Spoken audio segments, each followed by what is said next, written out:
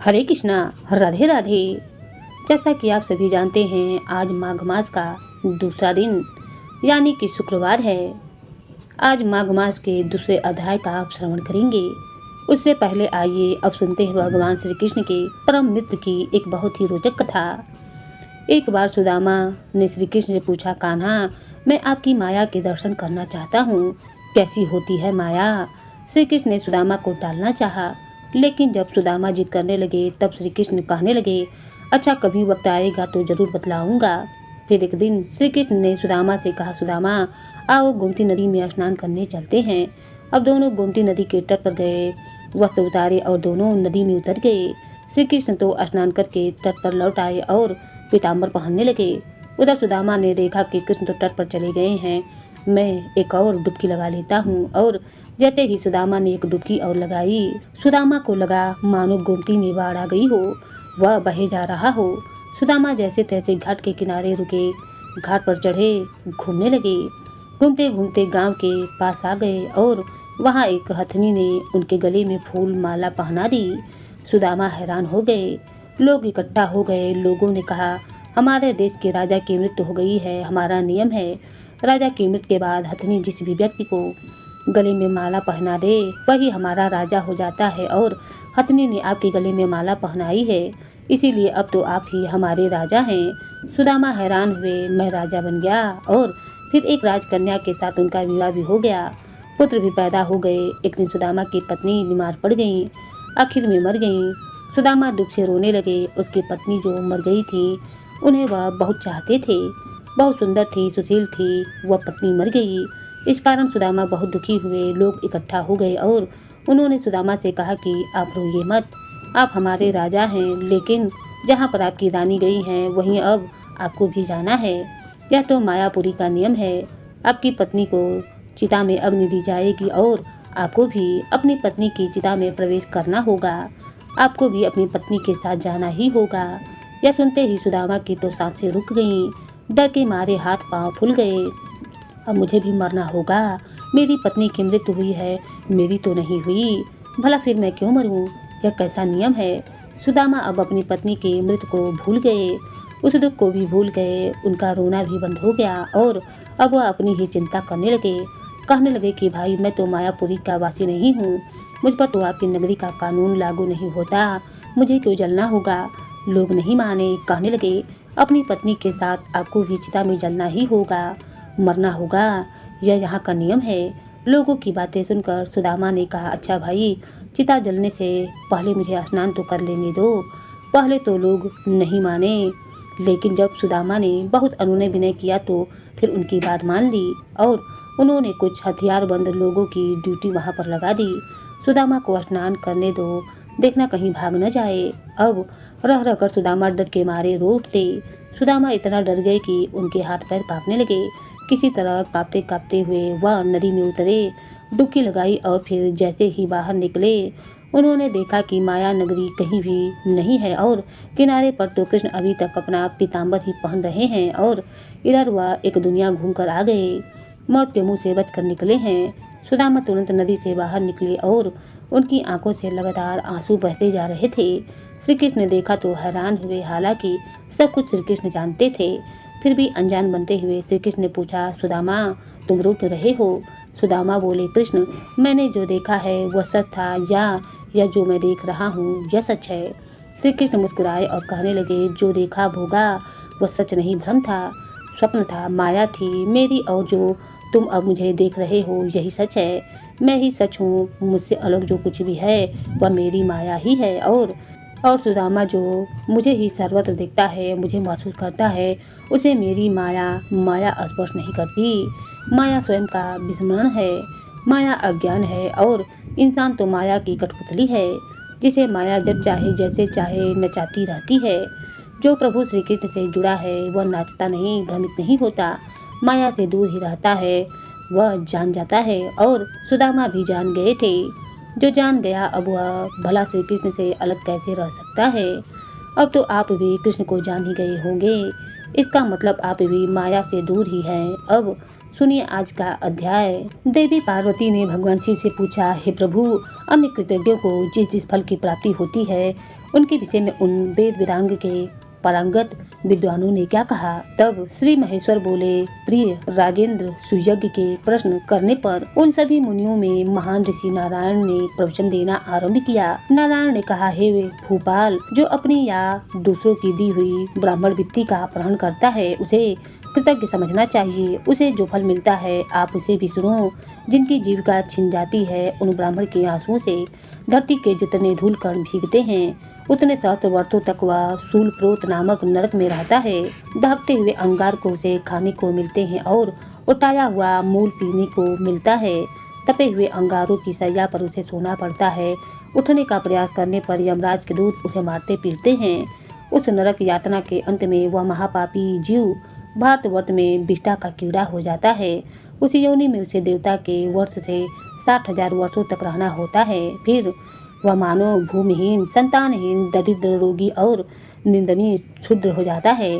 उसके बाद उसकी शुद्धि हो पाती है। नारद जी बोले, जो नराधाम अपनी जापराई कीर्ति का हनन करता है वह कृतज्ञ कहा जाता है। अब उसको मिलने वाले फल का वर्णन सुनो।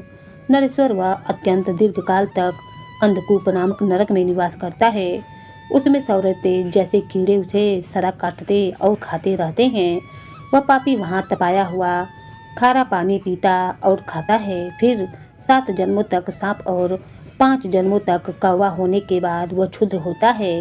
देवल ने कहा, जो भारतवर्ष में ब्राह्मण, गुरु अथवा देवताओं के धन का अपहरण करता है उसे महान पापी और कृतज्ञ समझना चाहिए। वह बहुत लंबे समय तक अवटोध नामक नरक में निवास करता है। फिर वह शराबी और क्षुद्र होता है। इसके बाद उसकी शुद्धि होती है। जय गद्धव्य बोले, जो पिता माता या फिर गुरु के प्रति भक्ति से हीन होकर उनका पालन नहीं करता, उल्टे अपनी वाणी अपनी बोली के द्वारा उन्हें परेशान करता है, उन्हें सताता है, उसे कृतज्ञ कहा गया है।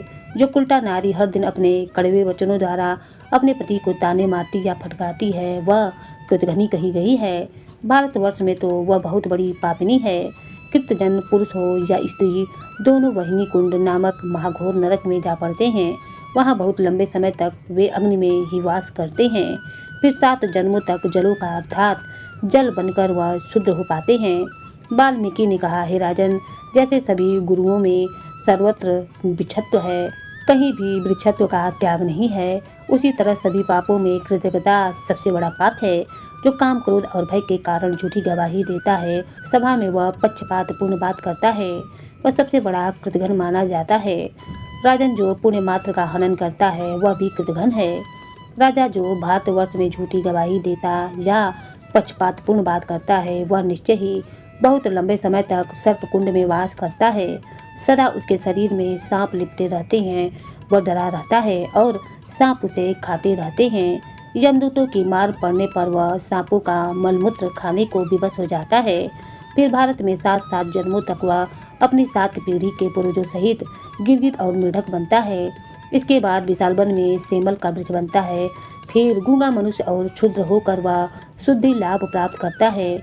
आस्तिक मुनि बोले, गुरु पत्नी गमन करने पर मानव मृतगामी समझा जाता है। मात्र गमन करने पर मनुष्य के लिए प्रायश्चित नहीं मिलता। राजन, भारत में मातृगामी पुरुषों को जो दोष प्राप्त होता है वह क्षुद्रों को ब्राह्मणी के साथ समागम करने पर लगता है। अगर ब्राह्मणी क्षुद्र के साथ संबंध बनाए तो उसे भी उतना ही दोष लगता है। कन्या, पुत्र, वधू, सास गर्भवती, भजाई और भागनी के साथ समागम करने पर भी वैसा ही दोष लगता है। राजन, अब ब्रह्मा जी के बताए अनुसार दोष का निरूपण भी करूँगा। सुनो, जो महापापी मानो ईश्वर के साथ संबंध बनाता है वो जीते जी ही मृतक के समान हो जाता है, चंडाल और अछूत माना जाता है। उसे सूर्यमंडल के दर्शन का भी अधिकार नहीं। वह शालिग्राम जी का, उनके चरणामृत का, तुलसी दल मिश्रित जल का, संपूर्ण तीर्थ जल का और ब्राह्मण के चरणों तक का स्पर्श भी नहीं कर सकता। वह पापी मनुष्य विष्ठा के तुल्य घृणित होता है। उसे देवता, गुरु और ब्राह्मण को नमस्कार करने तक का अधिकार नहीं रह जाता। उसका जल मूत्र से भी अधिक अपवित्र होता है। भारतवर्ष में पृथ्वी उसके भार से दब जाती है। वह उसके बोझ को ढोने में असमर्थ हो जाती है। बेटी बचाने वाले पापी की तरह गुरु पत्नी गामी के पाप से सारा देश पापी हो जाता है। उसके स्पर्श से, उसके साथ बात करने से, सोने से, एक स्थान में रहने और साथ साथ भोजन करने से मनुष्य को भी पाप लगता है। वह कुंभी पात्र में निवास करता है। वहाँ उसे दिन रात अविराम गति से चक्री की तरह घूमना पड़ता है। वह आपकी लपटों से जलता हुआ उस नरक में यमदूतों द्वारा पीटा जाता है। इस प्रकार वह महापापी हर दिन नरक की यातना भोगता है। घोर प्राकृतिक महाप्रलय बीतने पर जब पुनः सृष्टि का आरंभ होता है तो वह फिर वैसा ही हो जाता है। नरक यात्रा के बाद हजारों वर्षों तक उसे विष्ठा का कीड़ा होना पड़ता है। इसके बाद वह पत्नीहीन, नपुंसक और चांडाल हो जाता है। फिर 7 जन्मों तक गलित कोढ़ से युक्त शूद्र और नपुंसक होना पड़ता है। इसके बाद वह अंधा, कोढ़ी और नपुंसक ब्राह्मण होता है। फिर 7 जन्म धारण करने के पश्चात उस महापापी की शुद्धि हो पाती है। मुनि बोले, इस प्रकार हमने शास्त्र के अनुसार सब बातें बताई। राजन, तुम इन विप्रवर को प्रणाम करो। इन्होंने तुम्हें श्राप दिया है और निश्चय ही इन्हें अपने घर को लौटा कर वापस ले चलो। वहाँ यत्न पूर्वक ब्राह्मण देवता का पूजन करके इनका आशीर्वाद ग्रहण करो। महाराज, इसके बाद शीघ्र ही वन को जाओ और तपस्या करो। ब्राह्मण के श्राप से मुक्ति मिलने पर फिर यहाँ वापस आ जाओगे। पार्वती जी ऐसा कहकर सभी मुनि देवता, राजा और बंधु वर्ग तुरंत ही अपने अपने स्थान पर चले गए। देवी पार्वती ने पूछा, हे प्रभु, मुनि समूहों के चले जाने पर मनुष्य के कर्मफल का वर्णन सुनने के बाद ब्रह्म शाप से विवल हुए राजा सुयोग ने फिर क्या किया? अतिथि ब्राह्मण ने भी क्या किया? उन्होंने राजा को श्राप दिया था, क्या वे लौटकर राजा के घर में गए या नहीं, यह बताने की भी कृपा कीजिए। तब महादेव जी कहने लगे, प्रिय मुनि समूहों के चले जाने पर वे शापग्रस्त नरेश धर्मात्मा पुरोहित वरिष्ठ जी की आज्ञा से भूतल पर ब्राह्मण के दोनों चरणों में दंड की भांति गिर पड़े। फिर उन श्रेष्ठ ब्राह्मण ने क्रोध छोड़कर उन्हें शुभाशीर्वाद दिया। उन कृपा मूर्ति ब्राह्मण को क्रोध छोड़कर मुस्कुराते हुए देखकर राजा सुयोग ने अपनी आंखों से आंसू बहाते हुए दोनों हाथ जोड़ लिए और अत्यंत विनम्र भाव से आत्मसमर्पण करते हुए उनसे उनका परिचय पूछा। राजा की बात सुनकर वे मुनिश्रेष्ठ हंसने लगे। उन्होंने मेरे दिए हुए सर्वदुर्लभ परम तत्व का उन्हें उपदेश दिया। वह अतिथि ब्राह्मण बोले, ब्रह्मा जी के पुत्र मरीच हैं, उनके पुत्र स्वयं कश्यप जी हैं। राजन, कश्यप जी के प्रायः सभी पुत्र मनवांचित देव भाव को प्राप्त हुए हैं। उनमें तत्वाष्ट बड़े ज्ञानी हुए। उन्होंने 7 वर्षों तक पुष्कर में परम दुष्कर तपस्या की थी। ब्राह्मण पुत्र की प्राप्ति के लिए देवाधिदेव महात्मा श्री हरि की आराधना की। तब भगवान नारायण से उन्हें एक तेजस्वी ब्राह्मण पुत्र वरदान के स्वरूप में प्राप्त हुआ। वह पुत्र तपस्या के धनी तेजस्वी विश्वरूप के नाम से प्रसिद्ध हुआ। एक समय बृहस्पति जी देवराज के प्रति कुपित होकर कहीं और चले गए। तब इंद्र ने विश्वरूप को ही अपना पुरोहित बनाया था। विश्वरूप के मातम दैत्य थे, अतः वे देवताओं के यज्ञ में दैत्यों के लिए भी घी की आहुति देने लगे। जब देवराज इंद्र को इस बात का पता चला तो उन्होंने अपनी माता की आज्ञा लेकर ब्राह्मण विश्वरूप के मस्तक काट डाले। नरेश्वर विश्वरूप के पुत्र विरूप हुए, जो कि मेरे पिता हैं। मैं उनका पुत्र सुतपा हूँ। मेरा कश्यप गोत्र है और मैं बैरागी ब्राह्मण हूँ। महादेव जी मेरे गुरु हैं, उन्होंने ही मुझे विद्या, ज्ञान और मंत्र दिए हुए हैं। प्रकृति से परवर्ती सर्वात्मा भगवान कृष्ण मेरे इष्ट देव हैं। मैं उन्हीं के चरण कमलों का चिंतन करता हूँ। और सुनो राजन, मुझे संपत्ति के लिए भी कोई इच्छा नहीं है। राधा बल्लभ जी श्री कृष्ण मुझे सुलाक्य, सुराग्य और सामिक नामक मोक्ष देते हैं, परंतु मैं उनकी कल्याणमयी सेवा के लिए सिवा दूसरी कोई वस्तु लेता ही नहीं हूँ। भ्रमत और अमृत को भी मैं जल में दिखाई देने वाले प्रतिबिंब की ही तरह मिथ्या मानता हूँ। राजन, भक्ति के अलावा सब कुछ मिथ्या भ्रम मात्र है, नश्वर है। इंद्र, मनु या सूर्य का पद भी जल में खींची गई रेखा के समान ही मिथ्या है। मैं उसे सत्य नहीं मानता। फिर राजा के पद को भला कौन गिनता है? राजन, तुम्हारे यज्ञ में मुनियों का आगमन सुनकर मेरे मन में भी वहां आने की इच्छा हुई थी। मैंने तुम्हें विष्णु भक्त की प्राप्ति कराने के लिए ही यहाँ पर आने का निश्चय किया था। इस समय मैंने तुम पर केवल अनुग्रह किया है, तुम्हें श्राप नहीं दिया। तुम एक भयानक गहरे भवसागर में गिर गए थे, मैंने तो बस तुम्हारा उद्धार किया है। केवल जल में तीर्थ ही तीर्थ नहीं, भगवान के भक्त भी तीर्थ समान होते हैं। मिट्टी और पत्थर की प्रतिमा रूप देवता ही देवता नहीं है, भगवान के भक्त भी देवता होते हैं। जल में तीर्थ और मिट्टी पत्थर के देवता मनुष्य को दीर्घ काल में पवित्र करते हैं। बहुत देर से उनकी शुद्धि होती है, परंतु श्री कृष्ण भक्त दर्शन देने के साथ ही पवित्र कर देते हैं। राजन, निकलो इस घर से, दे दो राज अपने पुत्रों को। वत्स, अपनी साध्वी पत्नी की रक्षा का भार अपने बेटों को सौंपकर शीघ्र ही वन को चलो। राजन, ब्रह्मा जी से लेकर कीट पतंग सब कुछ मिथ्या ही है। जो सबके ईश्वर हैं उन परमात्मा राधा वल्लभ श्री कृष्ण का भजन करो, वे ध्यान से बड़ी आसानी से मिल जाएंगे। ब्रह्मा, विष्णु और शिव आदि के लिए भी उनकी आराधना बड़ी कठिन है। राजन, 7 स्वर्गलोक, 7 द्वीपों सहित पृथ्वी, पर्वत और समुद्रों सहित 7 पाताल, इन समस्त लोकों सहित जो ब्रह्मांड है वह अंडे के आकार में जल पर तैरता रहता है। प्रत्येक ब्रह्मांड में ब्रह्मा, विष्णु और शिव आदि रहते हैं। देवता, मनुष्य, नाग, गंधर्व और राक्षस आदि निवास करते हैं। राजन, पाताल से लेकर ब्रह्मलोक तक जो अंड है यही ब्रह्मा जी का कृत्रिम ब्रह्मांड है। यह जल में शयन करने वाले शतरद विराट विष्णु जी के नाभि कमल पर उसी तरह विराजमान है जैसे कमल की कर्णिका में बीज रहता है। इस प्रकार सुव्यवस्थित जलसैया पर शयन करने वाले वह प्राकृतिक महायोगी छत्र विराट विष्णु भी प्रकृति से परवर्ती ईश्वर परमात्मा कलेश्वर श्री कृष्ण का ही ध्यान करते हैं। उनका आधार है महाविष्णु का विस्तृत रोमकूप। महाविष्णु के अनंत रोमकूपों में से प्रत्येक में से ऐसे ऐसे ब्रह्मांड स्थित हैं। महाविष्णु के शरीर में असंख्य रोम हैं और उन रोमकूपों में असंख्य ब्रह्मांड है। यह सब परम दुर्लभ महाज्ञान तुम्हें बताया गया है। गुरुदेव शिव ने यह ज्ञान मुझे दिया था, इसे तो तुमने सुन लिया, अब और क्या सुनना चाहते हो।